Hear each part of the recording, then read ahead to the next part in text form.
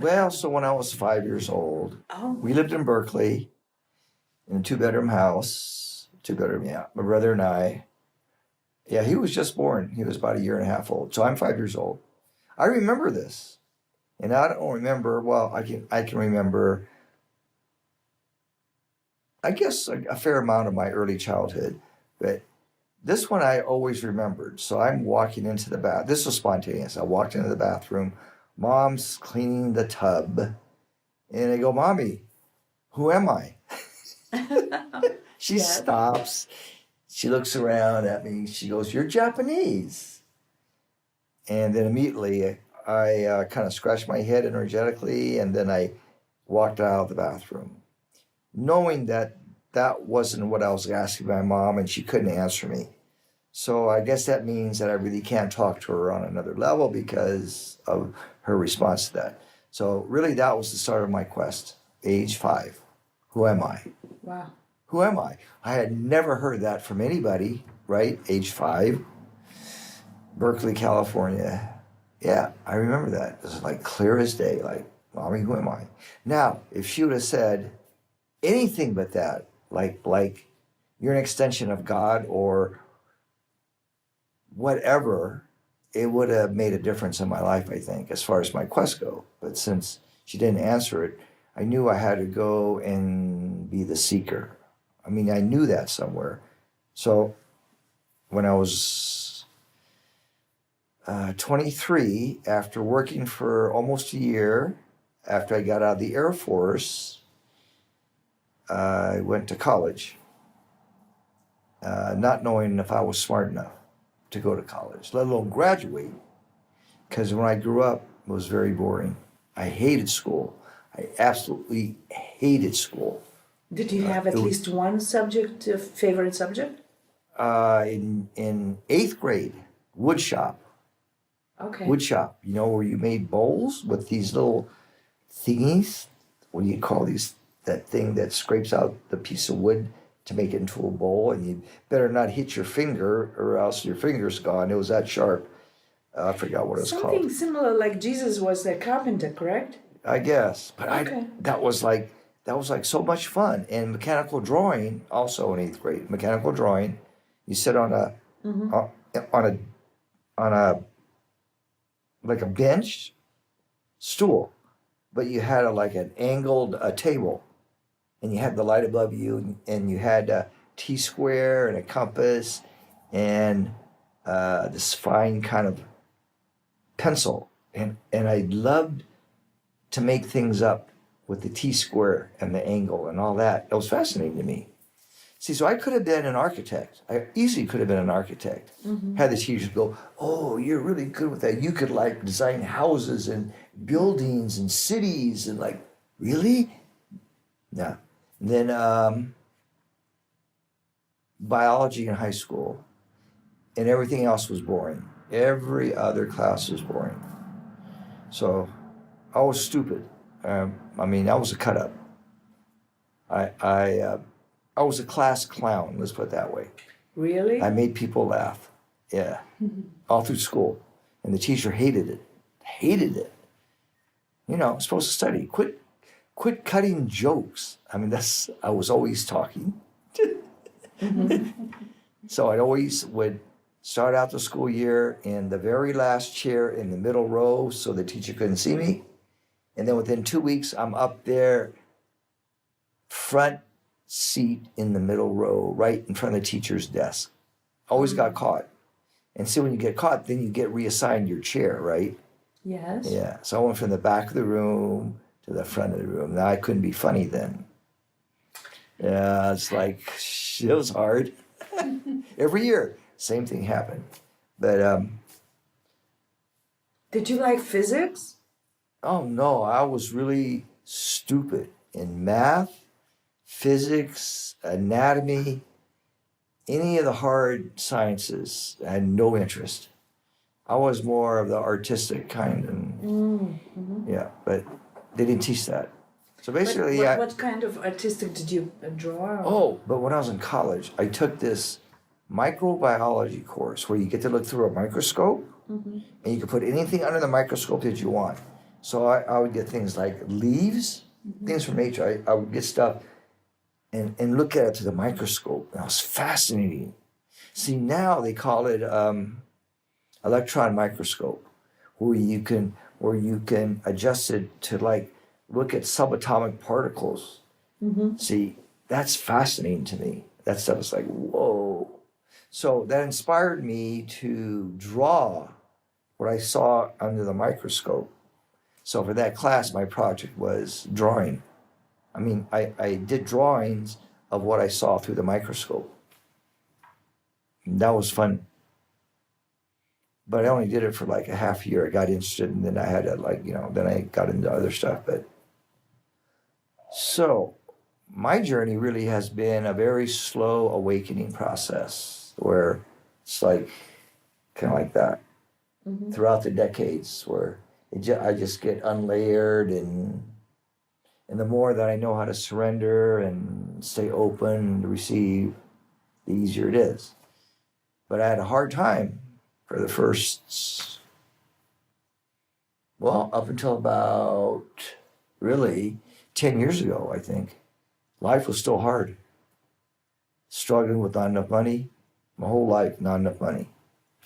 Poverty. Did you have any teachers that that inspired you? Or did you read a book that just triggered something in you? Well, my first books when I went to college were 3 books. Alan Watts' book it was something called like the book. It was called The Book on the Taboo of Knowing Yourself. Something like that. It had a really catchy subtitle, but it's called The Book by Alan Watts. He was a philosopher. Yes. Ram Dass's Be Here Now. And Siddhartha by Hermann Hesse. It was a story of Buddha's life. Those 3 books. Yes. Opened me up, age 23. And then I had a couple of years experience with natural LSD, natural psilocybin, mescaline. These were all free, by the way, at that time. Those kind of psychedelic substances I took. And I realized, there's another reality here besides this one. Not that I had visions, but I tell you, the first time I took any kind of psychedelic, I was living in Santa Cruz in the mountains, and I went to the beach with my friends on a Saturday. I was a college student. And we took, it was either mescaline or LSD. Mind you, it was pure back then and was never bought. It was always given. I cried. I cried for like half the time I was at the beach, enjoying the sunlight, the sunshine. So something in me, deep within me, some part of my heart opened up or something. But I was touched by the spirit of whatever I took. And it wasn't like I was having visions, but I went to another realm, let's say. Maybe this kind of realm like the shamans talk about, but it was life-changing in a way. But it was like no big deal, but still it was like, wow, I had that experience in public, on the beach. And there was people around on the beach, and I was hanging out with my friends, but yet I was in a different space than where they were in. I knew that also. Yeah. And it felt good. Yeah. Well, I mean, it was like I had tears of something, either tears of remembrance, tears of still can't put it into words. It's like, when you're touched, but you can't describe how you were touched, in what way you were touched. You just know that you were touched. And then all your body could do was shed these tears. And it wasn't of sadness, it wasn't of sorrow, it wasn't of... Yeah. And I could feel like, wow, that's really cool. Whatever is happening in my body here is like, whoa. And I couldn't tell anybody. I couldn't tell my friends. It was like really personal. And I was still appearing to be normal like the rest of them. I don't know if they took stuff. I can't remember. So you sensed you cannot talk to anyone about that? Did you tell at least No, one actually, I've never shared that experience with anybody. I think this experience that I'm sharing with you, I don't think I've ever shared it because I don't think I ever had a need to share it or was ever asked to share it. But now that I'm sharing it, it was like really cool. Thank you. But anyway, I think I was always a guide for the people that I hung around with growing up all through my decades. I just had a sense. And I would always move, so I was never one place long enough to establish myself because I was a seeker. Yes. I was always seeking. So I know back as a teenager, I had wanted to, I remember thinking, well, several things. First, I missed my teacher. I missed my Friday afternoon teacher. Because somewhere in the past life, I remember I got to go once a week to see my teacher because that's what we do once a week. And I missed that as a teenager. I missed that spiritual energy because I didn't have, you couldn't, when I grew up, couldn't talk to nobody about anything like this because there wasn't anybody around when I was growing up. It's not like it is now. There was nobody. There was none of this consciousness stuff. There was like the closest thing when I was 18 that I could have studied was traditional psychology. That was the closest. And boy, was it Freudian. It was like, no way, man. It's like, I don't even want to think about going and getting a degree in that because that's like, I went to college wanting to create a special degree in healing when I was 23, 24. But I couldn't find anybody at the University of Santa Cruz. What kind of healing? Energy healing or something Stuff else? that I do now. I was wanting to get a degree in that back then when I was 23. Wow. But nobody was teaching it. Mm-hmm. And of course, but that's what I wanted to study. Mm-hmm. So if somebody like from today teleported back then, 1973, I would have been okay. But there was nothing. Again, it was religious studies or psychology, and that was it. It's like, whoa, I can't get a degree in that. I had to create my own degree, but I couldn't find 3 sponsors to sponsor a project. But I couldn't have studied with anyone because there was nobody around. So I go, oh, well, okay, drop out of college for now. But were your parents religious or not? They were Methodist, but they were traditional. They were very nice. They were very loving people, but they weren't metaphysical. Did they ask you to go to the church with them? Oh, the minister constantly tried to convert me. Mm-hmm. Try to tell me that what I was doing was of the devil and all that.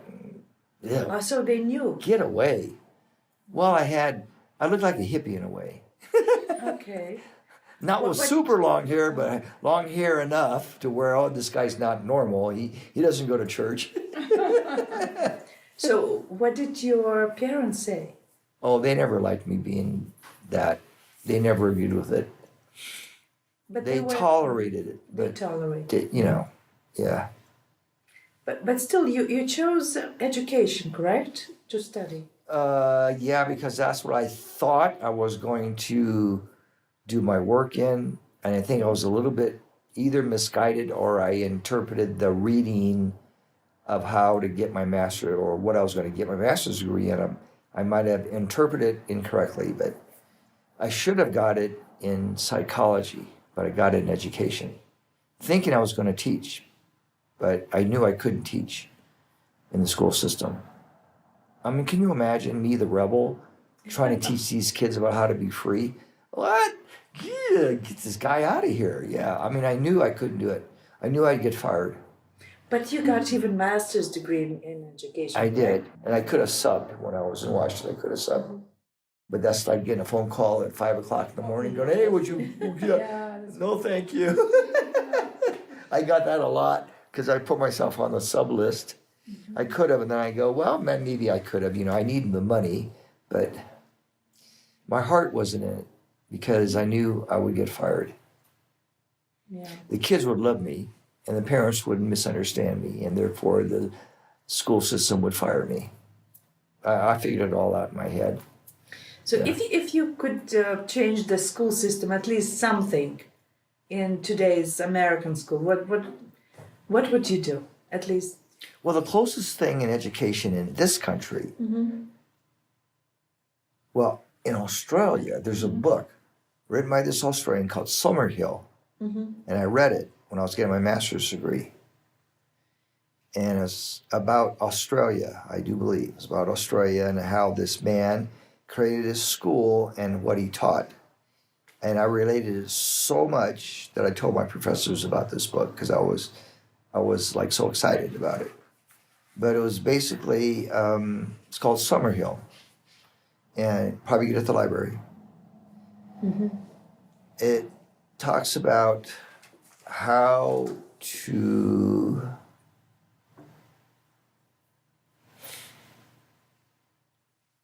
foster the space for the students to learn on their own using nature as the curriculum in a sense. I mean, theoretically, it made so much sense. It was like perfect. I was like, I could have written this book. And I got an A on that report because I really got into it. I thought, man, this guy's like he really knows what he's talking about. So the closest thing in America would be Waldorf education. That's the closest something comes to the spiritual approach for kids, teachings. And they emphasize art, dance, the creativity of the child, basically. They don't teach a lot of academics until they're older, which makes so much sense. Yes. You can't teach math to a 7-year-old. Brain's not wired yet to do that. See, so I'm of the philosophy that you get kids out in nature and you let nature teach them until they're a little bit older, like 12, 13. And then where they can start to develop their logic and common sense and all that. So when kids are young, you don't force them to learn anything. Their brains are still being molded. I found some book on my shelf. It's Alice Bailey. It's a channel book. Yeah. Education in the New Age. I remember that. Did you? Yeah. Did I you read all of explore her it? books. I read all of her books. You did? At one point, yeah. I just wonder if it's worth exploring it. Well, it's old energy, but some things are still relevant. But I think those books, well, certain things are relevant and other things are not because they were written in 1920s, 1930s. But you'd have to like pick and choose in a sense. And it's very esoteric. Her books are very esoteric. So not everybody can understand it. Yeah, it's quite difficult to read, of course. If you could understand esoteric psychology and esoteric healing, wow, that's something. Because I couldn't even understand it. And I read it. Yeah, but there's certain things that make perfect sense. Getting back, to my backstory. So I never had well, maybe I have. I was told I had 2 God experiences when I was 2 and 4, but I don't remember. I had a near accident when I was 7 and 20. I had polio when I was 5. I had scurvy when I was 3. So actually I should have died at least 3 times in this life, physically. I could have or should have, but I didn't die. I used to have a vision nightmare for like 6 straight years, I think, where I think I actually was right at the threshold of either enlightenment or dying. Don't know which one. But I came back each time. And I didn't tell my parents. I didn't tell anybody for like 30 years. Your parents don't know. I never told my parents because I knew they wouldn't understand. But I always had a high fever. So I stayed home from school. like high fever, like 104.5.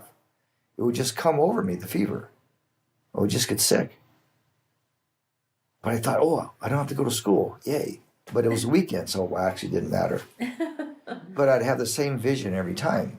And it was a vision of if I like let go and surrender into this vortex, I'm going to die and explode into a million pieces and become the universe. That's what I thought.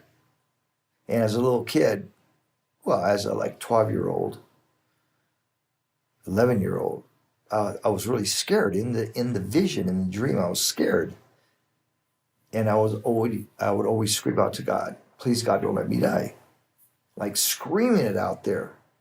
And then I would wake up in my body, shaking, like really shaking, and perspiration just pouring down my face. And my mom looking at me like wondering, is my kid gonna die? I mean, she didn't know. She had no clue. But I'm sure she could sense I was shaking. Like, like, whoo.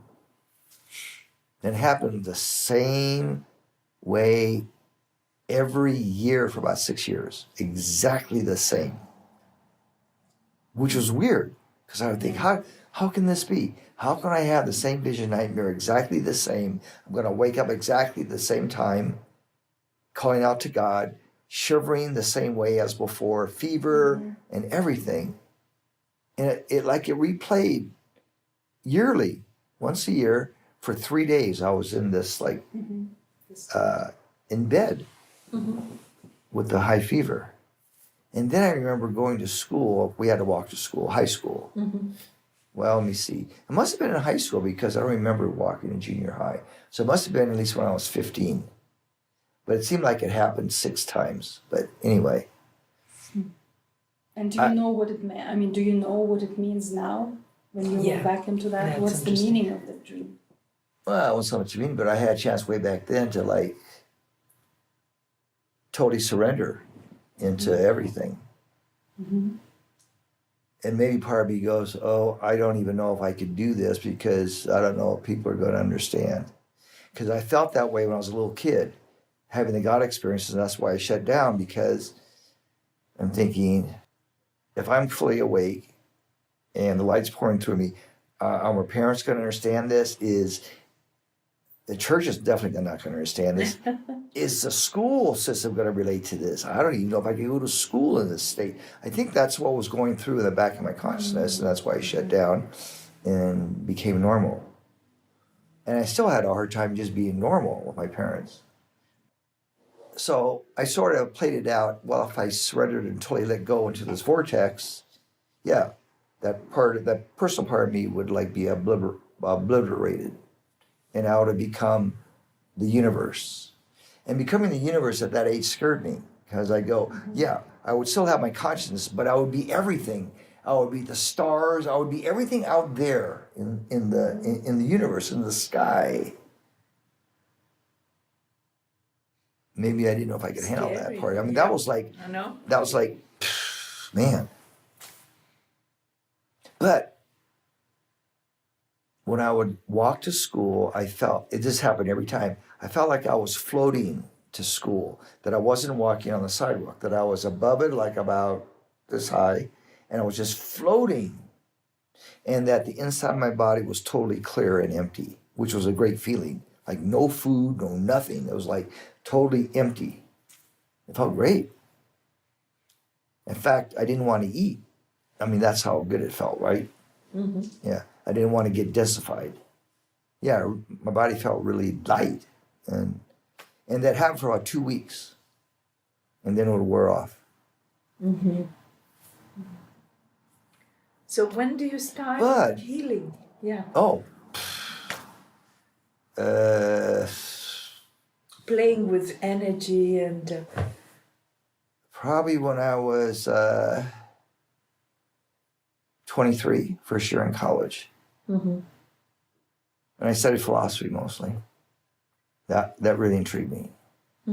Philosophy, like the theory of knowledge, Asian history, studying all of the great thinkers in Western philosophy, like everything from Plato and Aristotle on up.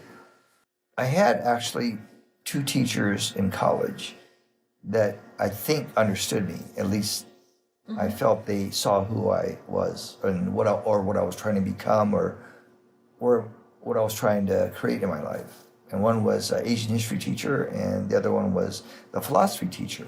And I used to love going for office visit and just hanging out with them. And of course, I would share what's going on. And I liked that. That was the part that saved me going to college. Otherwise, I didn't have really anybody to relate to. No girlfriends. I mean, I always knew tons of people, but close friends, always just a handful. And then I'd move, and so then we lose connection. That was it. Then I used to move a lot because I was the seeker. I was like, oh, so 16, I want to know how Jesus healed. I mean, I knew that. And I knew I didn't get in church, that's for sure. And church was boring. But Grandma, she taught me actually, but she didn't speak English, but she was like my mentor. So thank God for her. She was my dad's mom. I used to go see Grandma once a week for church. Yes. I hated church, but we get to go see Grandma. See, that's cool. Get to eat Grandma's breakfast and Grandma's lunch. Excellent, excellent cook. Made the best pancakes ever that I've ever tasted in my whole life.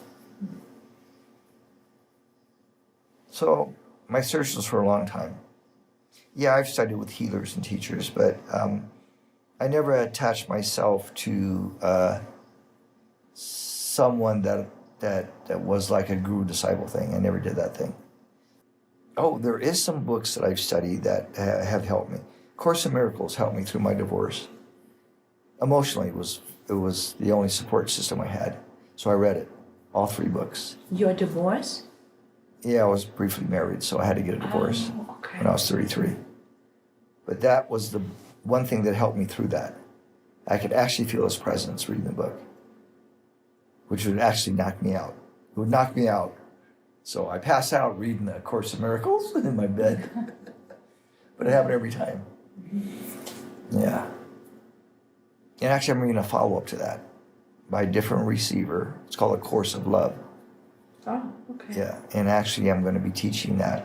I'm inspired to teach some of the wisdom from that book in my next retreat. He does talk about his life in just bits and pieces in that book. But it doesn't go into great detail. But this is very different than the Course in Miracles. So basically he's teaching people how to be in union, basically. How to be in union in Christ consciousness. So he actually talks about Christ consciousness. So there's really only one goal in that book, but it's like it'll take you 670 pages, hardback edition, to go through everything. So I read about 2 pages a day. So it'll take me 14 months to do that whole book. Is it a channel book? Yeah. Okay. Yeah. You won't find information anywhere that's like that. This is very unique. So it'd be really nice if the churches, if each church had a copy of that as their Bible, then they would really understand the teachings. Because it brings clarity to the old teachings. The teachings that weren't distorted in the Bible. Okay, so getting back. So aside from my early experiences, I don't know if I've had any, like you hear Panache, he had an experience where he experienced the oneness and then he became a spiritual teacher and da-da-da, right? I never had any of those, unless you want to call the ones I had with my first experience with the psychedelics at the beach, something like that, or my near-death experiences, or my God experiences when I was very tiny. But I always knew it was healing. I mean, I always knew this was my field. So people always say, well, why are you doing what you do? I go, pfft. They really want me to answer that in some kind of a fancy business coaching contacts. I can't. I just say it's my calling. Sure. I mean, I can't do anything other than what I'm doing. Why do I do it? I mean, stupid. Why are you asking me that? I have to answer this question in my business coaching program. It kind of sucks. It's like, really? Yeah, you'll get me to pick my brain to where I can like get it down to like these fancy words, but it's my calling. You know? That's like these ministers say, well, it's my calling to be a minister. Well, that's all you need to know. What else you need to know? Yes, and you probably subconsciously chose to study education because you will be teaching, you are teaching and you will be teaching others. Well, here's the Correct. thing. I also got trained in medical hypnotherapy, but I don't use it in the way that I was taught, because the way that I was taught, old school.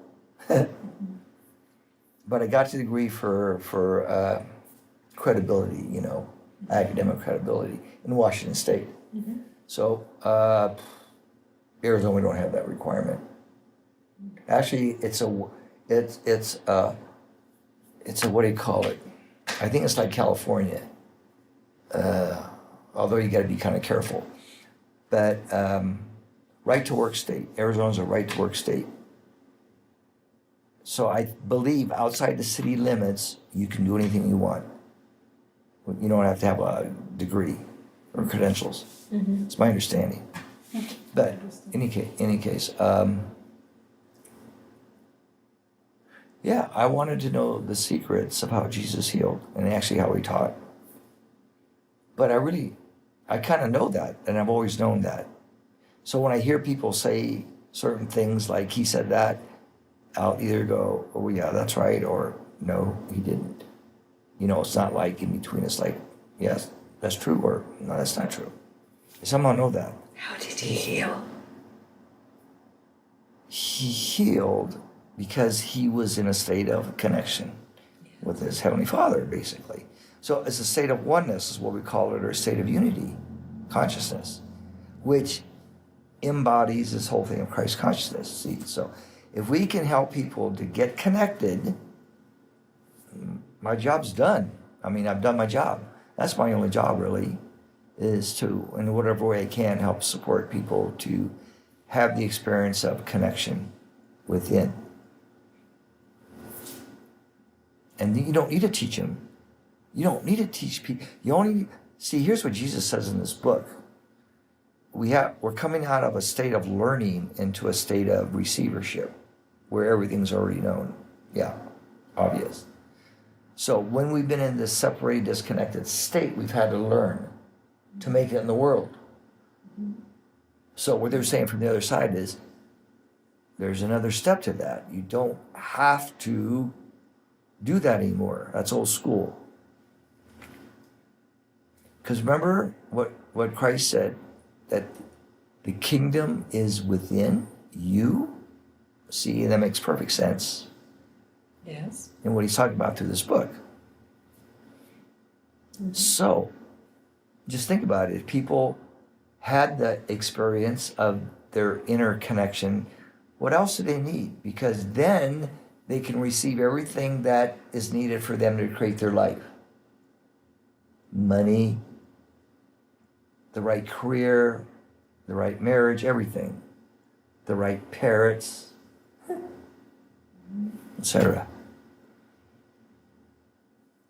But that takes people to be willing to let go of all that old stuff, which for the ego is going, whoa, that's a really big stretch. I can't do that. Most people are going to go, I can't do that. It's too much of a stretch. To let everything go that I've learned up to this point, that I know that works, which is not going to work in the new earth. What? And to give up learning? Give up the need to learn, to study, to make yourself better? So I believe that Osho said, first of all, we would have to have universities that would teach you how to unlearn stuff. Yes. Well, I read in a book once about the Ascended Masters, or something about the Ascension process, or awakening or enlightenment. But I knew it was true. I knew the ego, just the general ego, was going to like really rebel against that. But it's like, in order to get to that refined state, you've got to leave here everything you've ever learned up to this point, and go into that realm totally naked, in a sense, not carrying any baggage. And how many people can do that? To let go of all their beliefs, everything they know to be spiritually true, leave it behind, everything, and go naked. That's like, and this is what I think LSD does, though, on some kind of a level. Maybe even ayahuasca. I also experienced ayahuasca recently while I was here, but that's not for me. But it may have given us an opportunity to experience that, like, complete surrender, or what it feels like. Maybe that's why I had tears. I don't know, at the beach. All I know is I was experiencing something different that I never experienced before, and it was very touching, and it was different than falling in love, and it was different than a God experience in the sky. It was, I don't know, it was just, but it was in my body feeling, not my brain so much, but it was like I was feeling it in here, whatever it was. And it was like so sublime that I didn't want that feeling to go away ever. But you know, when you take psychedelics, it goes away. Even you go, oh, I wish it would just stay here for like a long time. It goes away after a while. And then it did. But I was in that state for like, I don't know, 4 or 5 hours. And I could still function. And my friends, I think, didn't know that I was having this experience because I didn't talk about it. And I had no need to talk about it.